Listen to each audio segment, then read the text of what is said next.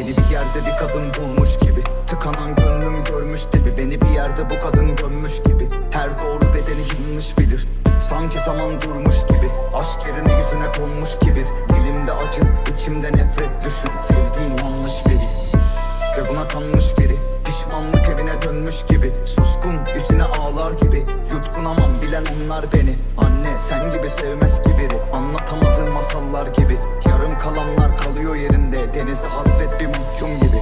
Sensizlik güneşli bir havaya meydan okuyan bir sağanak gibi. Haksızca hayatı elinden alınan mahkuma üzülen cellat gibiyim.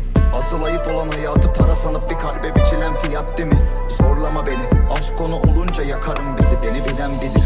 Havası alınmış bir ev gibiyim, uzaktan bakınca temiz. Dokunan anlar ancak gizlenilmiş kirliliğimi. O perde aslında hakiydi, zamanla kahverengileşti. Parmakların anlatmalı. Bu sessizlik sakın kulaklarını aldatmasın. Parmak uçlarının ayırı, hatıraları yanmasın. Şu an kendini yalnız bildiğin kadar kalabalıktasın. Korkuyorsun, farkındayım. Geri adım at ya da korkuna kaşları çat. Çat çat. Yüzleşmeye değecek bu inat. Hadi göster yüreğin varsa. Nefesini tut, son sözlerini de yut. Öldürmez seni aşk. Arayacak ve açılmayacak bir telefonun başında durmak gibi. Üfleme, yanıyor dilim, uyumadım hala gözlerim ağrıyor manyak gibi. Sarma, sarılırsan eğer geçecek gibi. Ne de olsa bitecek bir gün, gözlerime toprak atacak biri. Beni bekliyor bu gece barın biri. Cebimde senelerin alın teri. İçerim düşerim kaldırma, yeter ki basma kaldırım gibi. Sanki bir deniz ve taşıyor gibiyim. Seni içimde yaşıyor gibiyim. Göremiyorum ama yıllardır kokunu bir yerden tanıyor gibiyim. Gönlü örtülere sarıyor, herkesi ben gibi sanıyor. Bir çiçek bahçesi nasıl yok ve yoksam bu çiçeğin adı yok.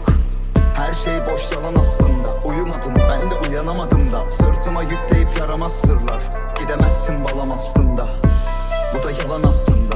Rüzgar bile yanar aslında. Dallara gizlenen hayat gibi mert. Beni bulamazsın da. Dik dur gülümse düşmedim ana. Konu biz değil kendin olmak mı mana? Arayacak ve açılmayacak bir telefonun başında durmak gibi. Üfleme, yanıyor dilim, uyumadım hala gözlerim ağrıyor manyak gibi. Sarma, sarılırsan eğer geçecek gibi. Ne de olsa bitecek bir gün, gözlerime toprak atacak biri. Beni bekliyor bu gece barın biri.